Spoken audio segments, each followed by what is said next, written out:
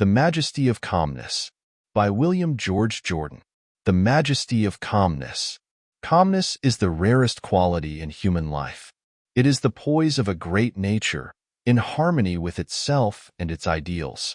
It is the moral atmosphere of a life self-centered, self-reliant, and self-controlled. Calmness is singleness of purpose, absolute confidence, and conscious power, ready to be focused in an instant to meet any crisis. The Sphinx is not a true type of calmness. Petrifaction is not calmness. It is death, the silencing of all the energies. While no one lives his life more fully, more intensely, and more consciously than the man who is calm. The fatalist is not calm. He is the coward slave of his environment, hopelessly surrendering to his present condition, recklessly indifferent to his future. He accepts his life as a rudderless ship, drifting on the ocean of time. He has no compass, no chart, no known port to which he is sailing. His self-confessed inferiority to all nature is shown in his existence of constant surrender. It is not calmness. The man who is calm has his course in life clearly marked on his chart. His hand is ever on the helm. Storm, fog, night, tempest, danger, hidden reefs. He is ever prepared and ready for them. He is made calm and serene by the realization that in these crises of his voyage, he needs a clear mind and a cool head, that he has not to do but to do each day the best he can by the light he has, that he will never flinch nor falter for a moment, that, though he may have to tack and leave his course for a time, he will never drift, he will get back into the true channel, he will keep ever headed toward his harbor. When he will reach it, how he will reach it, matters not to him. He rests in calmness, knowing he has done his best. If his best seem to be overthrown or overruled, then he must still bow his head in calmness. To no man is permitted to know the future of his life, the finality. God commits to man ever only new beginnings, new wisdom, and new days to use the best of his knowledge. Calmness comes ever from within. It is the peace and restfulness of the depths of our nature. The fury of storm and of wind agitate only the surface of the sea. They can penetrate only 200 or 300 feet. Below that is the calm, unruffled deep. To be ready for the great crises of life, we must learn serenity in our daily living. Calmness is the crown of self-control. When the worries and cares of the day fret you, and begin to wear upon you, and you chafe under the friction, be calm. Stop, rest for a moment, and let calmness and peace assert themselves. If you let these irritating outside influences get the better of you, you are confessing your inferiority to them by permitting them to dominate you. Study the disturbing elements, each by itself. Bring all the willpower of your nature to bear upon them, and you will find that they will, one by one, melt into nothingness, like vapors fading before the sun. The glow of calmness that will then pervade your mind, the tingling sensation of an inflow of new strength, may be to you the beginning of the revelation of the supreme calmness that is possible for you. Then, in some great hour of your life, when you stand face to face with some awful trial, when the structure of your ambition and life work crumbles in a moment, you will be brave. You can then fold your arms calmly, look out undismayed and undaunted upon the ashes of your hope, upon the wreck of what you have faithfully built, and with brave heart and unfaltering voice you may say, "So let it be, I will build again." When the tongue of malice and slander, the persecution of inferiority, tempts you for just a moment to retaliate, when for an instant you forget yourself so far as to hunger for revenge, be calm. When the gray heron is pursued by its enemy, the eagle, it does not run to escape. It remains calm, takes a dignified stand, and waits quietly, facing the enemy unmoved. With the terrific force with which the eagle makes its attack, the boasted king of birds is often impaled and run through on the quiet, lance-like bill of the heron. The means that man takes to kill another's character becomes suicide of his own. No man in the world ever attempted to wrong another without being injured in return, some way, somehow, sometime. The only weapon of offense that nature seems to recognize is the boomerang. Nature keeps her books admirably. She puts down every item, she closes all accounts finally, but she does not always balance them at the end of the month. To the man who is calm, revenge is so far beneath him that he cannot reach it, even by stooping. When injured, he does not retaliate. He wraps around him the royal robes of calmness, and he goes quietly on his way. When the hand of death touches the one we hold dearest, paralyzes our energy, and eclipses the sun of our life, the calmness that has been accumulating in long years becomes in a moment our refuge, our reserve strength. The most subtle of all temptations is the seeming success of the wicked. It requires moral courage to see, without flinching, material prosperity coming to men who are dishonest, to see politicians rise into prominence, power, and wealth by trickery and corruption, to see virtue in rags and vice in velvets, to see ignorance at a premium and knowledge at a discount. To the man who is really calm, these puzzles of life do not appeal. He is living his life as best he can. He is not worrying about the problems of justice, whose solution must be left to omniscience to solve. When man has developed the spirit of calmness until it becomes so absolutely part of him that his very presence radiates it, he has made great progress in life. Calmness cannot be acquired of itself and by itself. It must come as the culmination of a series of virtues.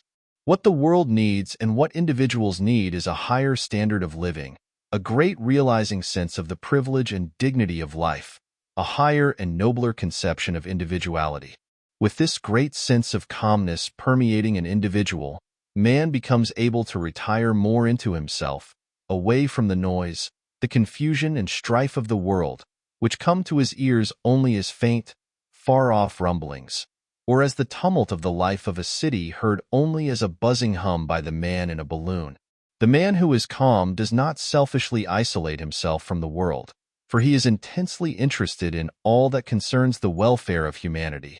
His calmness is but a holy of holies into which he can retire from the world to get strength to live in the world. He realizes that the full glory of individuality, the crowning of his self-control, is the majesty of calmness. Hurry, the scourge of America.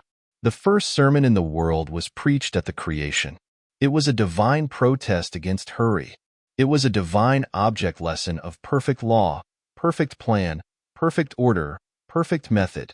6 days of work carefully planned, scheduled, and completed were followed by rest.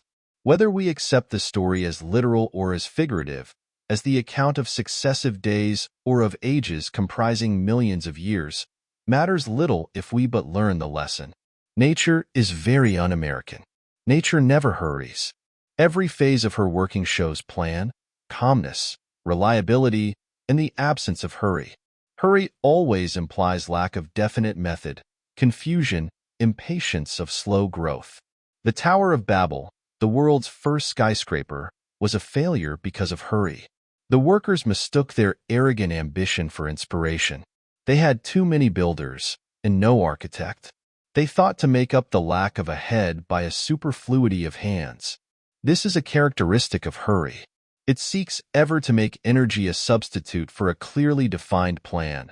The result is ever as hopeless as trying to transform a hobby horse into a real steed by brisk riding. Hurry is a counterfeit of haste. Haste has an ideal, a distinct aim to be realized by the quickest, direct methods. Haste has a single compass upon which it relies for direction and in harmony with which its course is determined. Hurry says, I must move faster. I will get 3 compasses. I will have them different. I will be guided by all of them. One of them will probably be right. Hurry never realizes that slow, careful foundation work is the quickest in the end. Hurry has ruined more Americans than has any other word in the vocabulary of life. It is the scourge of America, and is both a cause and a result of our high-pressure civilization. Hurry adroitly assumes so many masquerades of disguise that its identity is not always recognized. Hurry always pays the highest price for everything, and usually the goods are not delivered. In the race for wealth, men often sacrifice time, energy, health, home, happiness, and honor. Everything that money cannot buy, the very things that money can never bring back. Hurry is a phantom of paradoxes. Businessmen, in their desire to provide for the future happiness of their family, often sacrifice the present happiness of wife and children on the altar of hurry. They forget that their place in the home should be something greater than being merely the man that pays the bills. They expect consideration and thoughtfulness that they are not giving. We hear too much of a wife's duties to a husband and too little of the other side of the question. The wife, they tell us, should meet her husband with a smile and a kiss, should tactfully watch his moods and be ever sweetness and sunshine. Why this continual swinging of the censer of devotion to the man of business? Why should a woman have to look up with timid glance at the face of her husband to size up his mood? Has not her day, too, been one of care and responsibility and watchfulness? Has not mother love been working over perplexing problems and worries of home and of the training of the children that wifely love may make her seek to solve in secret? Is man, then, the weaker sex that he must be pampered and treated as tenderly as a boil trying to keep from contact with the world? In their hurry to attain some ambition, to gratify the dream of a life, men often throw honor, truth, and generosity to the winds. Politicians dare to stand by and see a city poisoned with foul water until they see where they come in on a waterworks appropriation. If it be necessary to poison an army, that, too, is but an incident in the hurry for wealth. This is the age of the hothouse.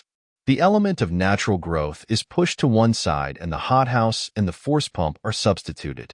Nature looks on tolerantly as she says, "So far you may go, but no farther, my foolish children."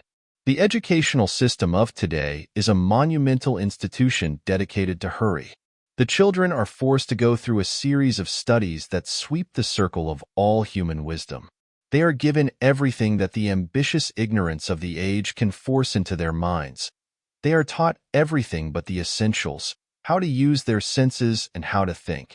Their minds become congested by a great mass of undigested facts, and still the cruel, barbarous forcing goes on. You watch it until it seems you cannot stand it a moment longer, and you instinctively put out your hand and say, "Stop! This modern slaughter of the innocents must not go on." Education smiles suavely, waves her hand complacently toward her thousands of knowledge prisons over the country, and says, "Who are you that dares speak a word against our sacred school system?" Education is in a hurry. Because she fails in 15 years to do what half the time should accomplish by better methods, she should not be too boastful. Incompetence is not always a reason for pride. And they hurry the children into 100 textbooks, then into ill health, then into the colleges, then into a diploma, then into life, with a dazed mind, untrained and unfitted for the real duties of living. Hurry is the death blow to calmness, to dignity, to poise. The old-time courtesy went out when the new-time hurry came in. Hurry is the father of dyspepsia. In the rush of our national life, the bolting of food has become a national vice.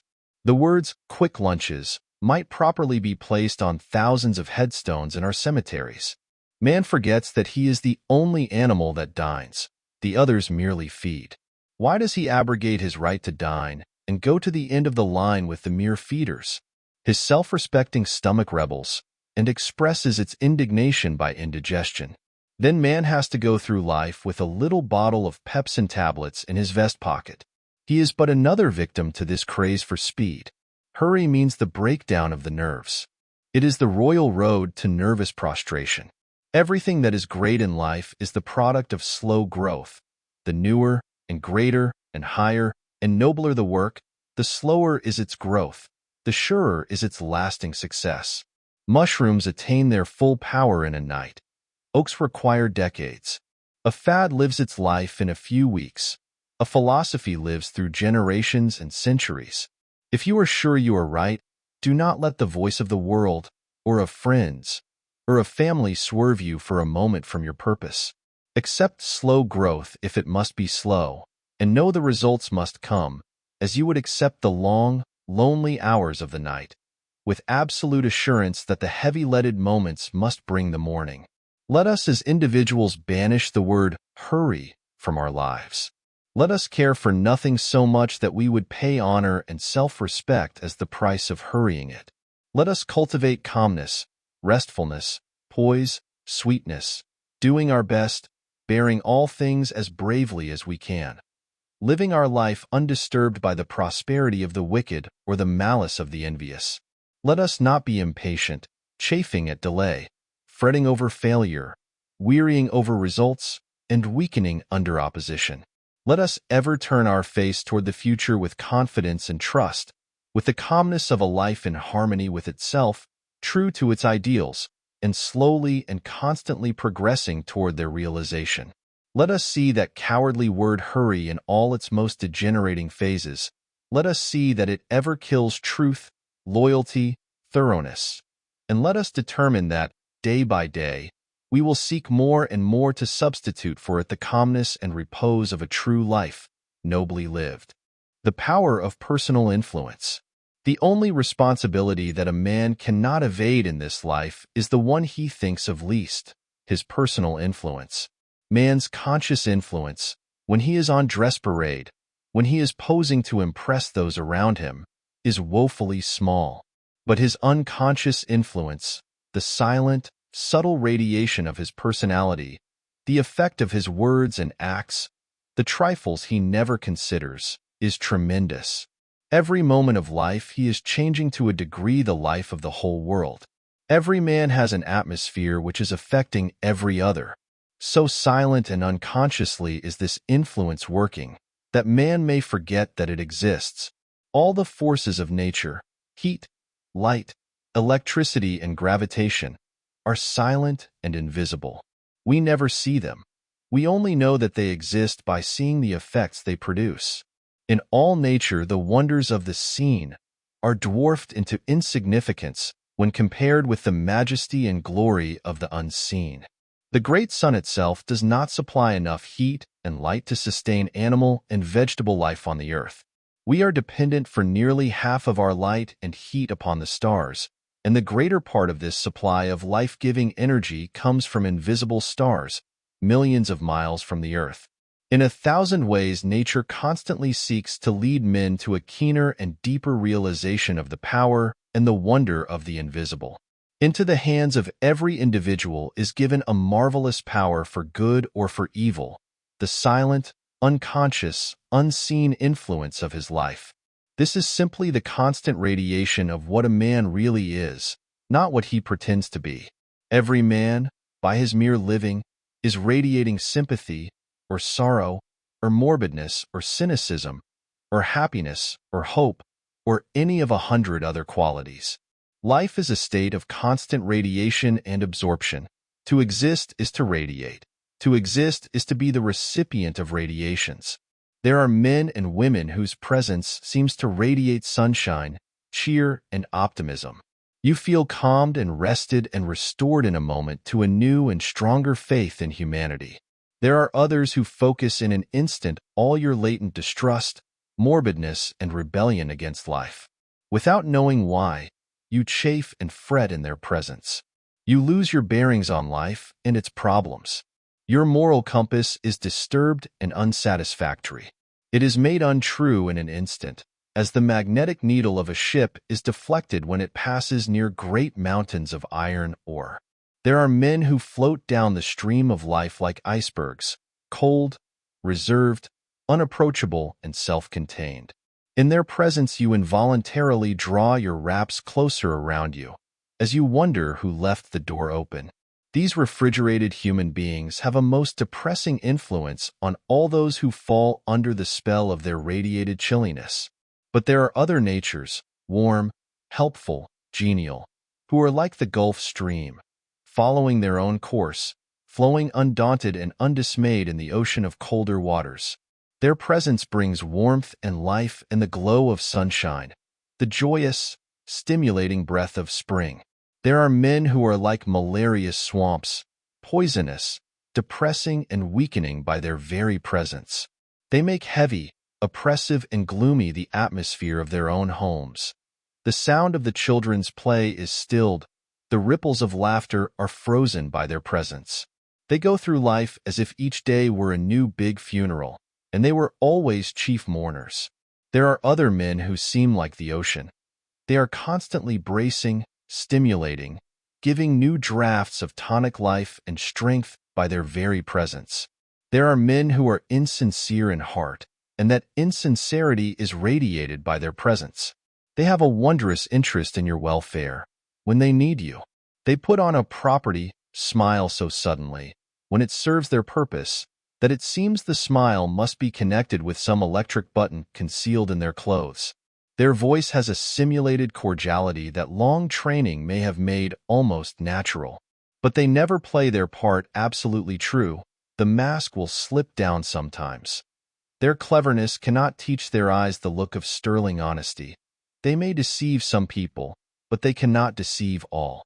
There is a subtle power of revelation which makes us say, well, I cannot explain how it is, but I know that man is not honest. Man cannot escape for one moment from this radiation of his character, this constantly weakening or strengthening of others. He cannot evade the responsibility by saying it is an unconscious influence. He can select the qualities that he will permit to be radiated. He can cultivate sweetness, calmness, trust, generosity, truth, justice, loyalty, nobility, make them vitally active in his character, and by these qualities he will constantly affect the world. Discouragement often comes to honest souls trying to live the best they can, in the thought that they are doing so little good in the world. Trifles unnoted by us may be links in the chain of some great purpose. In 1797, William Godwin wrote The Inquirer, a collection of revolutionary essays on morals and politics. This book influenced Thomas Malthus to write his essay on population, published in 1798. Malthus' book suggested to Charles Darwin a point of view upon which he devoted many years of his life, resulting, in 1859, in the publication of The Origin of Species, the most influential book of the 19th century, a book that has revolutionized all science. These were but 3 links of influence extending over 60 years. It might be possible to trace this genealogy of influence back from Godwin, through generation and generation, to the word or act of some shepherd in early Britain, watching his flock upon the hills, living his quiet life, and dying with the thought that he had done nothing to help the world. Men and women have duties to others, and duties to themselves. In justice to ourselves, we should refuse to live in an atmosphere that keeps us from living our best. If the fault be in us, we should master it. If it be the personal influence of others that, like a noxious vapor, kills our best impulses, we should remove from that influence, if we can possibly move without forsaking duties. If it be wrong to move, then we should take strong doses of moral quinine to counteract the malaria of influence. It is not what those around us do for us that counts. It is what they are to us. We carry our houseplants from one window to another to give them the proper heat, light, air, and moisture. Should we not be at least as careful of ourselves? To make our influence felt, we must live our faith. We must practice what we believe. A magnet does not attract iron as iron. It must first convert the iron into another magnet before it can attract it. It is useless for a parent to try to teach gentleness to her children when she herself is cross and irritable. The child who is told to be truthful and who hears a parent lie cleverly to escape some little social unpleasantness is not going to cling very zealously to truth. The parent's words say, "Don't lie." The influence of the parent's life says, "Do lie." No man can ever isolate himself to evade this constant power of influence, as no single corpuscle can rebel and escape from the general course of the blood. No individual is so insignificant as to be without influence. The changes in our varying moods are all recorded in the delicate barometers of the lives of others. We should ever let our influence filter through human love and sympathy. We should not be merely an influence. We should be an inspiration. By our very presence, we should be a tower of strength to the hungering human souls around us. The dignity of self-reliance. Self-confidence without self-reliance is as useless as a cooking recipe without food. Self-confidence sees the possibilities of the individual. Self-reliance realizes them. Self-confidence sees the angel in the unhewn block of marble. Self-reliance carves it out for himself. The man who is self-reliant says ever, "No one can realize my possibilities for me, but me. No one can make me good or evil but myself." He works out his own salvation, financially, socially, mentally, physically, and morally. Life is an individual problem that man must solve for himself. Nature accepts no vicarious sacrifice, no vicarious service. Nature never recognizes a proxy vote. She has nothing to do with middlemen. She deals only with the individual. Nature is constantly seeking to show man that he is his own best friend, or his own worst enemy. Nature gives man the option on which he will be to himself. All the athletic exercises in the world are of no value to the individual unless he compel those bars and dumbbells to yield to him, in strength and muscle, the power for which he, himself, pays in time and effort. He can never develop his muscles by sending his valet to a gymnasium. The medicine chests of the world are powerless, in all the united efforts, to help the individual until he reach out and take for himself what is needed for his individual weakness. All the religions of the world are but speculations in morals, mere theories of salvation, until the individual realize that he must save himself by relying on the law of truth as he sees it and living his life in harmony with it as fully as he can. But religion is not a Pullman car with soft cushioned seats where he has but to pay for his ticket and someone else does all the rest. In religion, as in all other great things, he is ever thrown back on his self-reliance. He should accept all helps, but he must live his own life. He should not feel that he is a mere passenger. He is the engineer, and the train is his life. We must rely on ourselves, live our own lives, or we merely drift through existence, losing all that is best, all that is greatest, all that is divine.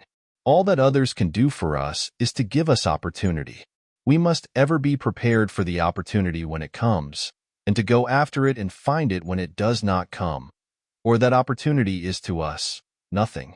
Life is but a succession of opportunities. They are for good or evil, as we make them. Many of the alchemists of old felt that they lacked but one element. If they could obtain that one, they believed they could transmute the baser metals into pure gold. It is so in character. There are individuals with rare mental gifts and delicate spiritual discernment who fail utterly in life because they lack the one element, self-reliance.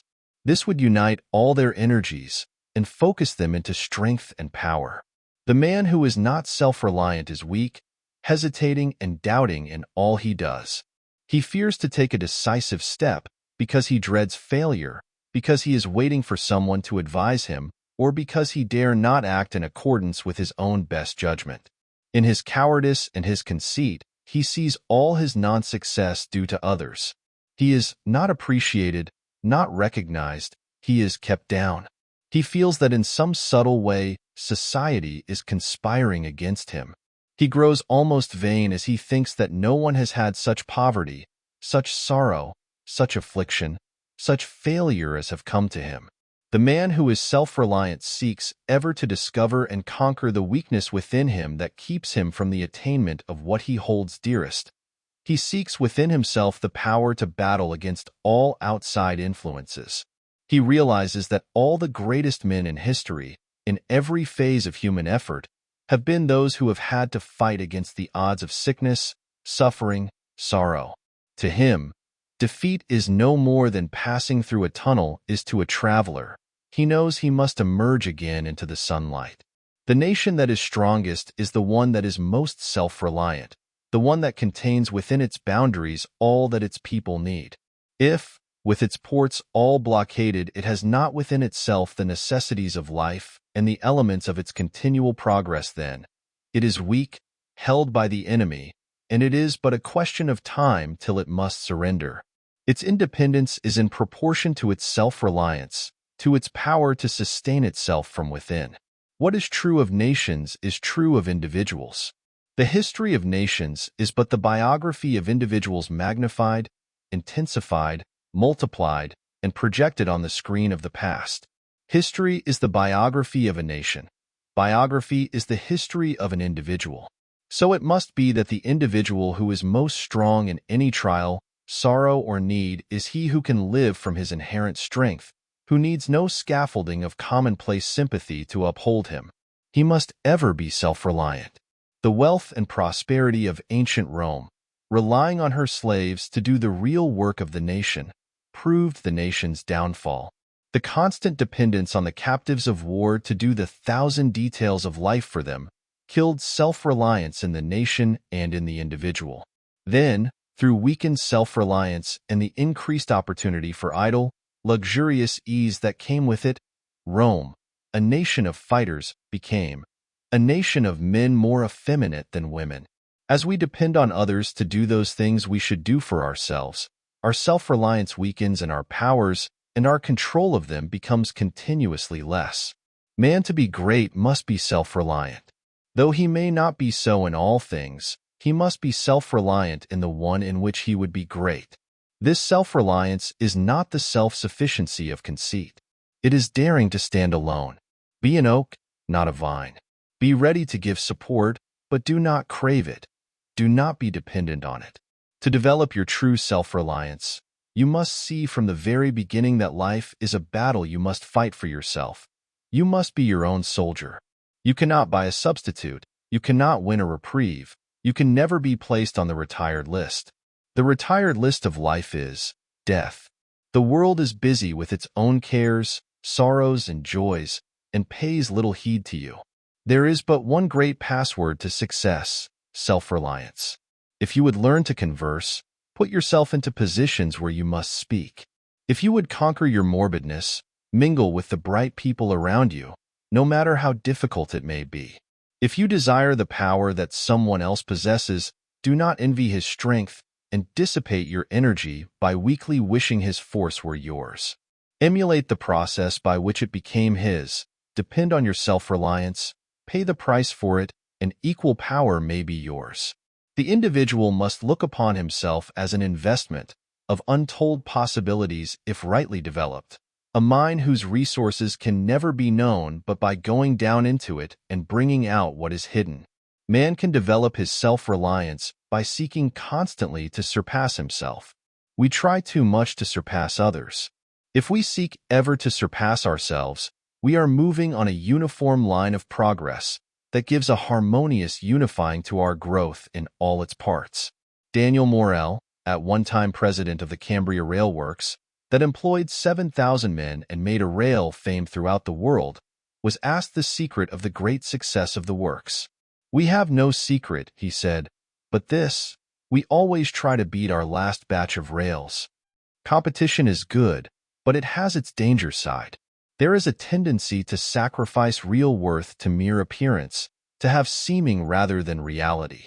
But the true competition is the competition of the individual with himself, his present seeking to excel his past.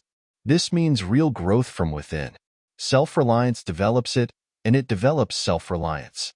Let the individual feel thus as to his own progress and possibilities, and he can almost create his life as he will. Let him never fall down in despair at dangers and sorrows at a distance. They may be harmless, like Bunyan's stone lions, when he nears them. The man who is self-reliant does not live in the shadow of someone else's greatness. He thinks for himself, depends on himself, and acts for himself. In throwing the individual thus back upon himself, it is not shutting his eyes to the stimulus and light and new life that come with the warm pressure of the hand, the kindly word, and the sincere expressions of true friendship. But true friendship is rare. Its great value is in a crisis, like a lifeboat. Many a boasted friend has proved a leaking, worthless lifeboat, when the storm of adversity might make him useful. In these great crises of life, man is strong only as he is strong from within, and the more he depends on himself, the stronger will he become, and the more able will he be to help others in the hour of their need. His very life will be a constant help and a strength to others, as he becomes to them a living lesson of the dignity of self-reliance. Failure is a success. It oftentimes requires heroic courage to face fruitless effort, to take up the broken strands of a life work, to look bravely toward the future and proceed undaunted on our way. But what, to our eyes, may seem hopeless failure is often but the dawning of a greater success. It may contain in its debris the foundation material of a mighty purpose or the revelation of new and higher possibilities. Some years ago, it was proposed to send logs from Canada to New York by a new method. The ingenious plan of Mr. Joggins was to bind great logs together by cables and iron girders and to tow the cargo as a raft. When the novel craft neared New York and success seemed assured, a terrible storm arose. In the fury of the tempest, the iron bands snapped like icicles and the angry waters scattered the logs far and wide. The chief of the hydrographic department at Washington heard of the failure of the experiment and at once sent word to shipmasters the world over, urging them to watch carefully for these logs which he described, and to note the precise location of each in latitude and longitude and the time the observation was made. Hundreds of captains, sailing over the waters of the earth, noted the logs in the Atlantic Ocean, in the Mediterranean, in the South Seas, for into all waters did these venturesome ones travel. Hundreds of reports were made, covering a period of weeks and months.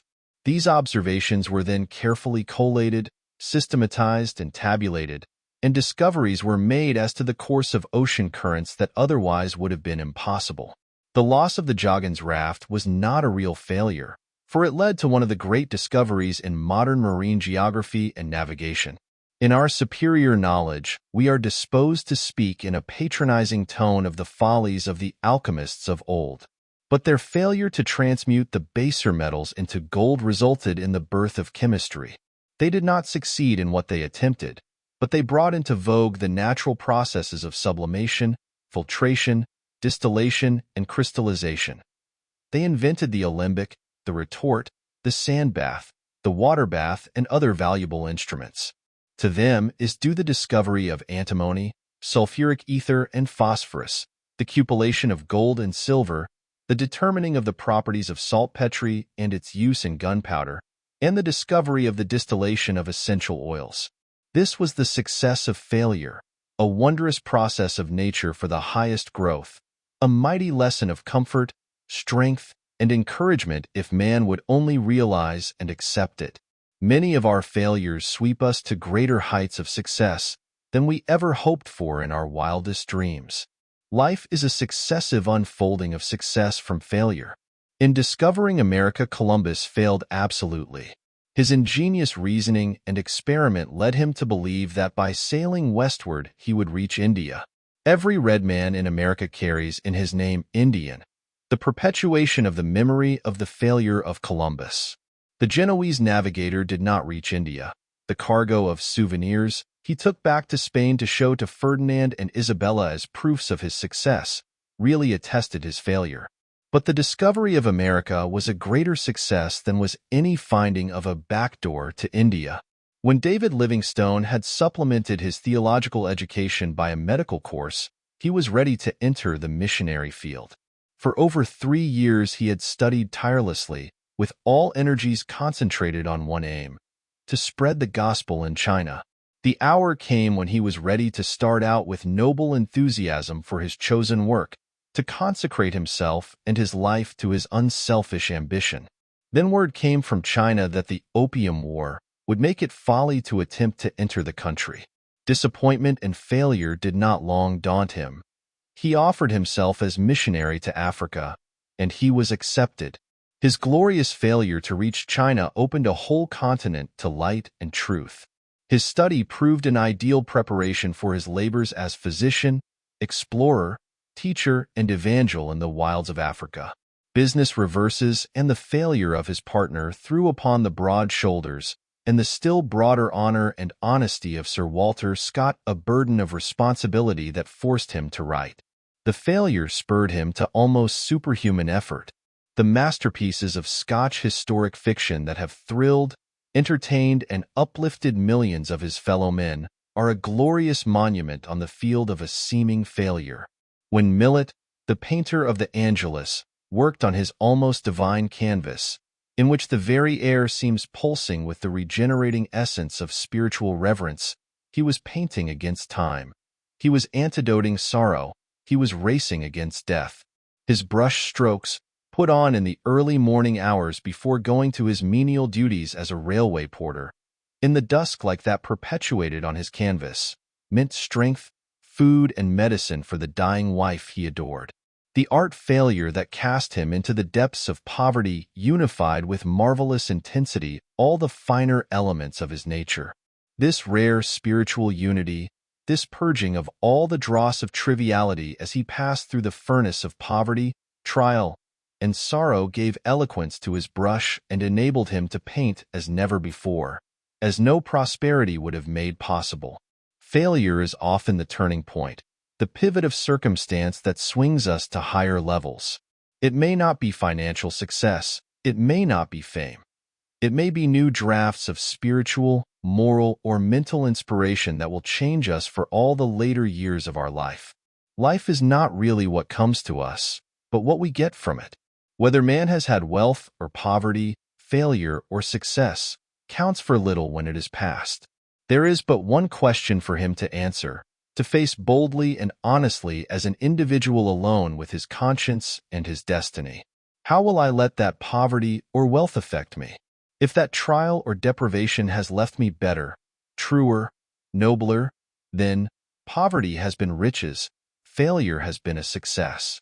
If wealth has come to me and has made me vain, arrogant, contemptuous, uncharitable, cynical, closing from me all the tenderness of life, all the channels of higher development, of possible good to my fellow man, making me the mere custodian of a money bag, then wealth has lied to me. It has been failure, not success. It has not been riches. It has been dark, treacherous poverty that stole from me even myself. All things become for us then what we take from them. Failure is one of God's educators. It is experience leading man to higher things. It is the revelation of a way, a path hitherto unknown to us. The best men in the world, those who have made the greatest real successes, look back with serene happiness on their failures. The turning of the face of time shows all things in a wondrously illuminated and satisfying perspective. Many a man is thankful today that some petty success for which he once struggled melted into thin air as his hand sought to clutch it. Failure is often the rock-bottom foundation of real success. If man, in a few instances of his life, can say, "Those failures were the best things in the world that could have happened to me," should he not face new failures with undaunted courage and trust that the miraculous ministry of nature may transform these new stumbling blocks into new stepping stones? Our highest hopes are often destroyed to prepare us for better things. The failure of the caterpillar is the birth of the butterfly. The passing of the bud is the becoming of the rose.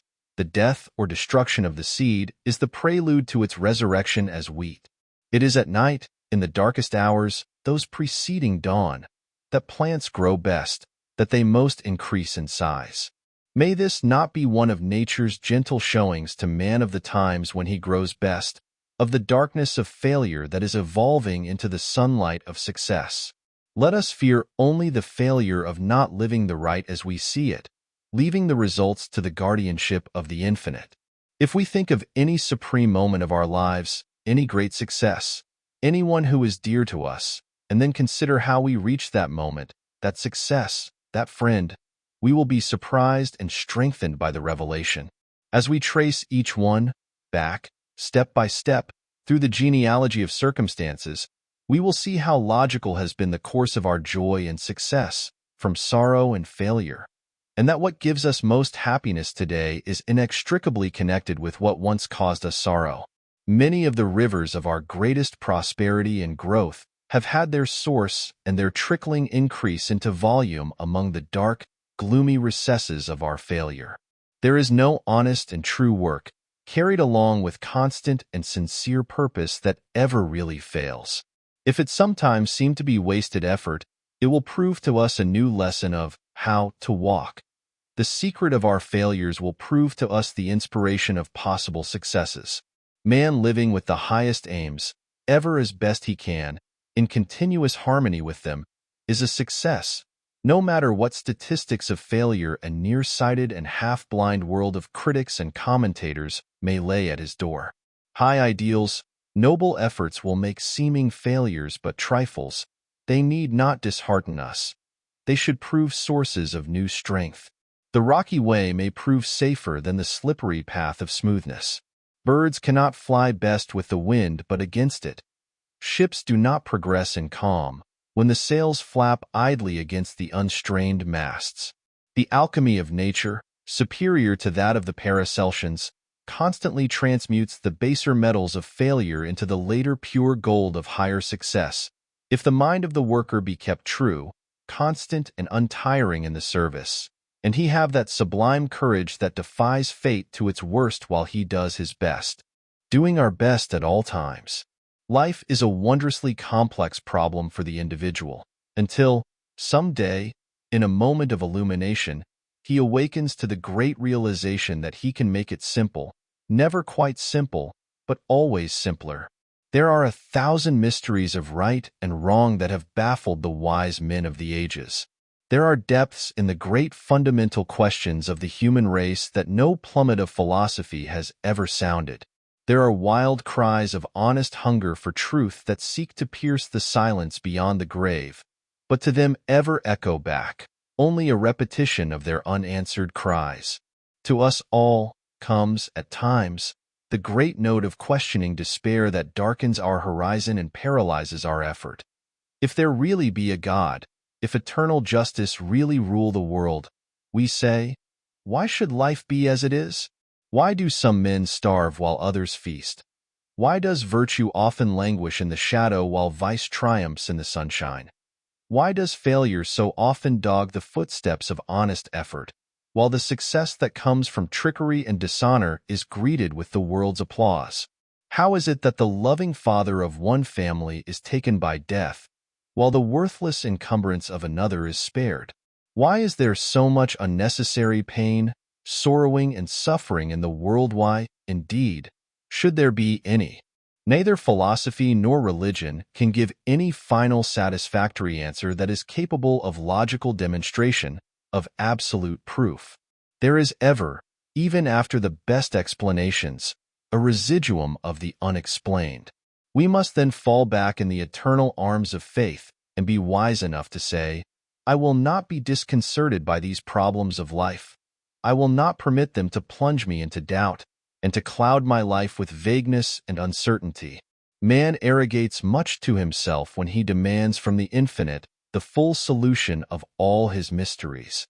I will found my life on the impregnable rock of a simple fundamental truth. This glorious creation with its millions of wondrous phenomena, pulsing ever in harmony with eternal law, must have a creator. That creator must be omniscient and omnipotent. But that creator himself cannot, in justice, demand of any creature more than the best that that individual can give. I will do each day, in every moment, the best I can by the light I have. I will ever seek more light, more perfect illumination of truth, and ever live as best I can in harmony with the truth as I see it. If failure come, I will meet it bravely. If my pathway then lie in the shadow of trial, sorrow, and suffering, I shall have the restful peace and the calm strength of one who has done his best, who can look back upon the past with no pang of regret, and who has heroic courage in facing the results, whatever they be, knowing that he could not make them different. Upon this life plan, this foundation, man may erect any superstructure of religion or philosophy that he conscientiously can erect. He should add to his equipment for living every shred of strength and inspiration, moral, mental, or spiritual, that is in his power to secure. This simple working faith is opposed to no creed, is a substitute for none. It is but a primary belief, a citadel, a refuge where the individual can retire for strength when the battle of life grows hard. A mere theory of life, that remains but a theory, is about as useful to a man as a gilt-edged menu is to a starving sailor on a raft in mid-ocean. It is irritating but not stimulating. No rule for higher living will help a man in the slightest until he reach out and appropriate it for himself, until he make it practical in his daily life, until that seed of theory in his mind blossom into 1,000 flowers of thought and word and act.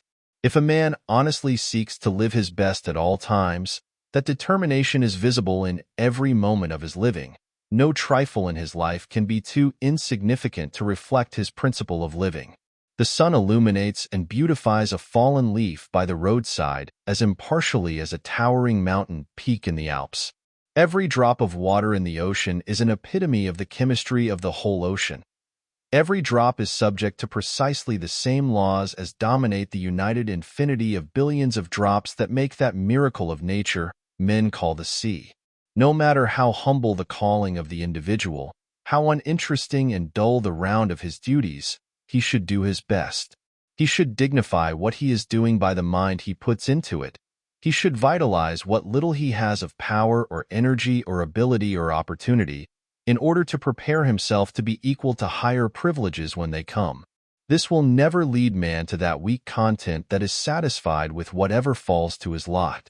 It will rather fill his mind with that divine discontent that cheerfully accepts the best, merely as a temporary substitute for something better.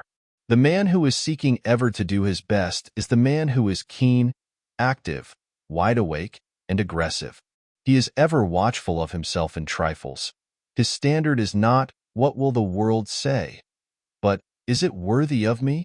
Edwin Booth, one of the greatest actors on the American stage, would never permit himself to assume an ungraceful attitude, even in his hours of privacy. In this simple thing, he ever lived his best. On the stage, every move was one of unconscious grace. Those of his company who were conscious of their motions were the awkward ones, who were seeking in public to undo or to conceal the carelessness of the gestures and motions of their private life. The man who is slipshod and thoughtless in his daily speech, whose vocabulary is a collection of anemic commonplaces, whose repetitions of phrases and extravagance of interjections act but as feeble disguises to his lack of ideas, will never be brilliant on an occasion when he longs to outshine the stars. Living at one's best is constant preparation for instant use. It can never make one over-precise, self-conscious, affected, or priggish. Education, in its highest sense, is conscious training of mind or body to act unconsciously. It is conscious formation of mental habits, not mere acquisition of information. One of the many ways in which the individual unwisely eclipses himself is in his worship of the fetish of luck. He feels that all others are lucky and that whatever he attempts fails. He does not realize the untiring energy, the unremitting concentration, the heroic courage, the sublime patience that is the secret of some men's success. Their luck was that they had prepared themselves to be equal to their opportunity when it came and were awake to recognize it and receive it. His own opportunity came and departed unoted. It would not waken him from his dreams of some untold wealth that would fall into his lap. So he grows discouraged and envies those whom he should emulate, and he bandages his arm and chloroforms his energies, and performs his duties in a perfunctory way, or he passes through life, just ever sampling lines of activity. The honest, faithful struggler should always realize that failure is but an episode in a true man's life, never the whole story. It is never easy to meet, and no philosophy can make it so, but the steadfast courage to master conditions instead of complaining of them will help him on his way. It will ever enable him to get the best out of what he has. He never knows the long series of vanquished failures that give solidity to someone else's success. He does not realize the price that some rich man, the innocent football of political malcontents and demagogues, has heroically paid for wealth and position. The man who has a pessimist's doubt of all things, who demands a certified guarantee of his future, whoever fears his work will not be recognized or appreciated, or that after all, it is really not worthwhile, will never live his best. He is dulling his capacity for real progress by his hypnotic course of excuses for inactivity instead of a strong tonic of reasons for action. One of the most weakening elements in the individual makeup is the surrender to the oncoming of years. Man's self-confidence dims and dies in the fear of age. This new thought, he says of some suggestion tending to higher development, is good. It is what we need. I am glad to have it for my children. I would have been happy to have had some such help when I was at school, but it is too late for me. I am a man advanced in years. This is but blind closing of life to wondrous possibilities. The knell of lost opportunity is never tolled in this life. It is never too late to recognize truth and to live by it. It requires only greater effort, closer attention, deeper consecration. But the impossible does not exist for the man who is self-confident and is willing to pay the price in time and struggle for his success or development. Later in life, the assessments are heavier in progress, as in life insurance, but that matters not to that mighty self-confidence that will not grow old while knowledge can keep it young. Socrates, when his hair whitened with the snow of age, learned to play on instruments of music. Cato, at 40, began his study of Greek, and the same age saw Plutarch beginning, with the enthusiasm of a boy, his first lessons in Latin. The character of man, Theophrastus' greatest work, was begun on his 90th birthday. Chaucer's Canterbury Tales was the work of the poet's declining years. Ronsard, the father of French poetry, whose sonnets even translation cannot destroy, did not develop his poetic faculty until nearly 50. Benjamin Franklin at this age had just taken his really first steps of importance in philosophic pursuits. Arnauld, the theologian and sage, translated Josephus in his 80th year. Winckelmann, one of the most famous writers on classic antiquities, was the son of a shoemaker and lived in obscurity and ignorance until the prime of life. Hobbes, the English philosopher, published his version of the Odyssey in his 87th year, and his Iliad 1 year later. Chevreul, the great French scientist, whose untiring labors in the realm of color have so enriched the world, was busy, keen, and active when death called him, at the age of 103. These men did not fear age. These few names from the great muster roll of the famous ones who defied the years should be voices of hope and heartening to every individual whose courage and confidence is weak. The path of truth, higher living, truer development in every phase of life, is never shut from the individual until he closes it himself.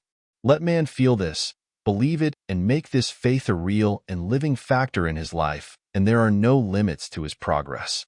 He has but to live his best at all times, and rest calm and untroubled no matter what results come to his efforts. The constant looking backward to what might have been, instead of forward to what may be, is a great weakener of self-confidence. This worry for the old past, this wasted energy, for that which no power in the world can restore, ever lessens the individual's faith in himself, weakens his efforts to develop himself for the future to the perfection of his possibilities. Nature, in her beautiful love and tenderness, says to man, weakened and worn and weary with the struggle, do in the best way you can the trifle that is under your hand at this moment. Do it in the best spirit of preparation for the future your thought suggests. Bring all the light of knowledge from all the past to aid you. Do this, and you have done your best. The past is forever closed to you. It is closed forever to you. No worry, no struggle, no suffering, no agony of despair can alter it. It is as much beyond your power as if it were a million years of eternity behind you. Turn all that past, with its sad hours, weakness and sin, its wasted opportunities as light, in confidence and hope upon the future. Turn it all in fuller truth and light, so as to make each trifle of this present a new past it will be joy to look back to. Each trifle a grander, nobler, and more perfect preparation for the future. The present and the future you can make from it is yours. The past has gone back, with all its messages, all its history, all its records to the God who loaned you the golden moments to use in obedience to his law. The royal road to happiness. During my whole life, I have not had 24 hours of happiness. So said Prince Bismarck, one of the greatest statesmen of the 19th century. 83 years of wealth, fame, honors, power, influence, prosperity, and triumph. Years when he held an empire in his fingers, but not one day of happiness. Happiness is the greatest paradox in nature. It can grow in any soil, live under any conditions. It defies environment. It comes from within. It is the revelation of the depths of the inner life as light and heat proclaim the sun from which they radiate. Happiness consists not of having, but of being, not of possessing, but of enjoying. It is the warm glow of a heart at peace with itself. A martyr at the stake may have happiness that a king on his throne might envy. Man is the creator of his own happiness. It is the aroma of a life lived in harmony with high ideals. For what a man has, he may be dependent on others. What he is rests with him alone. What he obtains in life is but acquisition. What he attains is growth. Happiness is the soul's joy in the possession of the intangible. Absolute, perfect, continuous happiness in life is impossible for the human. It would mean the consummation of attainments, the individual consciousness of a perfectly fulfilled destiny. Happiness is paradoxic because it may coexist with trial, sorrow, and poverty. It is the gladness of the heart, rising superior to all conditions. Happiness has a number of understudies: gratification, satisfaction, content, and pleasure, clever imitators that simulate its appearance rather than emulate its method. Gratification is a harmony between our desires and our possessions. It is ever incomplete. It is the thankful acceptance of part. It is a mental pleasure in the quality of what one receives, an unsatisfiedness as to the quantity. It may be an element in happiness, but, in itself, it is not happiness. Satisfaction is perfect identity of our desires and our possessions. It exists only so long as this perfect union and unity can be preserved. But every realized ideal gives birth to new ideals. Every step in advance reveals large domains of the unattained. Every feeding stimulates new appetites. Then the desires and possessions are no longer identical, no longer equal. New cravings call forth new activities, the equipoise is destroyed, and dissatisfaction re-enters. Man might possess everything tangible in the world, and yet not be happy, for happiness is the satisfying of the soul, not of the mind or the body. Dissatisfaction, in its highest sense, is the keynote of all advance, the evidence of new aspirations, the guarantee of the progressive revelation of new possibilities. Content is a greatly overrated virtue. It is a kind of diluted despair. It is the feeling with which we continue to accept substitutes without striving for the realities. Content makes the trained individual swallow vinegar and try to smack his lips as if it were wine. Content enables one to warm his hands at the fire of a past joy that exists only in memory. Content is a mental and moral chloroform that deadens the activities of the individual to rise to higher planes of life and growth. Man should never be contented with anything less than the best efforts of his nature can possibly secure for him. Content makes the world more comfortable for the individual, but it is the death knell of progress. Man should be content with each step of progress merely as a station, discontented with it as a destination, contented with it as a step, discontented with it as a finality. There are times when a man should be content with what he has, but never with what he is. But content is not happiness. Neither is pleasure. Pleasure is temporary, happiness is continuous. Pleasure is a note, happiness is a symphony. Pleasure may exist when conscience utters protests. Happiness, never. Pleasure may have its dregs and its lees, but none can be found in the cup of happiness. Man is the only animal that can be really happy. To the rest of the creation belong only weak imitations of the understudies. Happiness represents a peaceful attunement of a life with a standard of living. It can never be made by the individual, by himself, for himself. It is one of the incidental byproducts of an unselfish life. No man can make his own happiness the one object of his life and attain it, any more than he can jump on the far end of his shadow. If you would hit the bullseye of happiness on the target of life, aim above it. Place other things higher than your own happiness, and it will surely come to you. You can buy pleasure, you can acquire content, you can become satisfied, but nature never put real happiness on the bargain counter. It is the undetachable accompaniment of true living. It is calm and peaceful. It never lives in an atmosphere of worry or of hopeless struggle.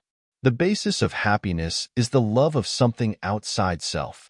Search every instance of happiness in the world, and you will find, when all the incidental features are eliminated, there is always the constant, unchangeable element of love. Love of parent for child. Love of man and woman for each other. Love of humanity in some form, or a great life work into which the individual throws all his energies. Happiness is the voice of optimism, of faith, of simple, steadfast love. No cynic or pessimist can be really happy. A cynic is a man who is morally nearsighted and brags about it. He sees the evil in his own heart and thinks he sees the world. He lets a mote in his eye eclipse the sun. An incurable cynic is an individual who should long for death, for life cannot bring him happiness, death might. The keynote of Bismarck's lack of happiness was his profound distrust of human nature. There is a royal road to happiness. It lies in consecration, concentration, conquest, and conscience. Consecration is dedicating the individual life to the service of others, to some noble mission, to realizing some unselfish ideal. Life is not something to be lived through. It is something to be lived up to. It is a privilege, not a penal servitude of so many decades on earth. Consecration places the object of life above the mere acquisition of money as a finality. The man who is unselfish, kind, loving, tender, helpful, ready to lighten the burden of those around him, to hearten the struggling ones, to forget himself sometimes in remembering others, is on the right road to happiness. Consecration is ever active, bold and aggressive, fearing naught but possible disloyalty to high ideals. Concentration makes the individual life simpler and deeper. It cuts away the shams and pretenses of modern living and limits life to its truest essentials. Worry, fear, useless regret. All the great wastes that sap mental, moral, or physical energy must be sacrificed, or the individual needlessly destroys half the possibilities of living. A great purpose in life, something that unifies the strands and threads of each day's thinking, something that takes the sting from the petty trials, sorrows, sufferings, and blunders of life, is a great aid to concentration. Soldiers in battle may forget their wounds, or even be unconscious of them, in the inspiration of battling for what they believe is right. Concentration dignifies an humble life. It makes a great life sublime. In morals, it is a shortcut to simplicity. It leads to right for right's sake, without thought of policy or of reward. It brings calm and rest to the individual, a serenity that is but the sunlight of happiness. Conquest is the overcoming of an evil habit, the rising superior to opposition and attack, the spiritual exaltation that comes from resisting the invasion of the groveling material side of life. Sometimes when you are worn and weak with the struggle, when it seems that justice is a dream, that honesty and loyalty and truth count for nothing, that the devil is the only good paymaster, when hope grows dim and flickers, then is the time when you must tower in the great sublime faith that right must prevail. Then must you throttle these imps of doubt and despair. You must master yourself to master the world around you. This is conquest. This is what counts. Even a log can float with the current. It takes a man to fight sturdily against an opposing tide that would sweep his craft out of its course. When the jealousies, the petty intrigues, and the meannesses and the misunderstandings in life assail you, rise above them. Be like a lighthouse that illumines and beautifies the snarling, swashing waves of the storm that threaten it, that seek to undermine it and seek to wash over it. This is conquest. When the chance to win fame, wealth, success, or the attainment of your heart's desire, by sacrifice of honor or principle, comes to you and it does not affect you long enough even to seem a temptation, you have been the victor. That too is conquest. And conquest is part of the royal road to happiness.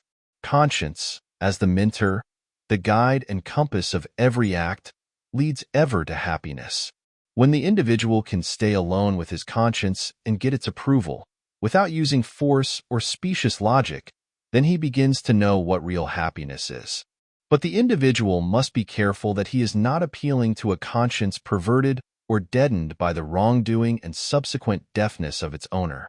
The man who is honestly seeking to live his life in consecration, concentration, and conquest, living from day to day as best he can, by the light he has, may rely explicitly on his conscience.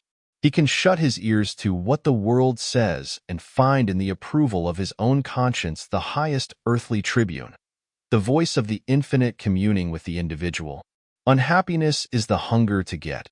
Happiness is the hunger to give. True happiness must ever have the tinge of sorrow outlived, the sense of pain softened by the mellowing years, the chastening of loss that in the wondrous mystery of time transmutes our suffering into love and sympathy with others. If the individual should set out for a single day to give happiness, to make life happier, brighter, and sweeter, not for himself, but for others, he would find a wondrous revelation of what happiness really is. The greatest of the world's heroes could not by any series of acts of heroism do as much real good as any individual living his whole life in seeking, from day to day, to make others happy. Each day there should be fresh resolution, new strength, and renewed enthusiasm. Just for today might be the daily motto of thousands of societies throughout the country, composed of members bound together to make the world better through constant, simple acts of kindness, constant deeds of sweetness and love. And happiness would come to them in its highest and best form, not because they would seek to absorb it, but because they seek to radiate it.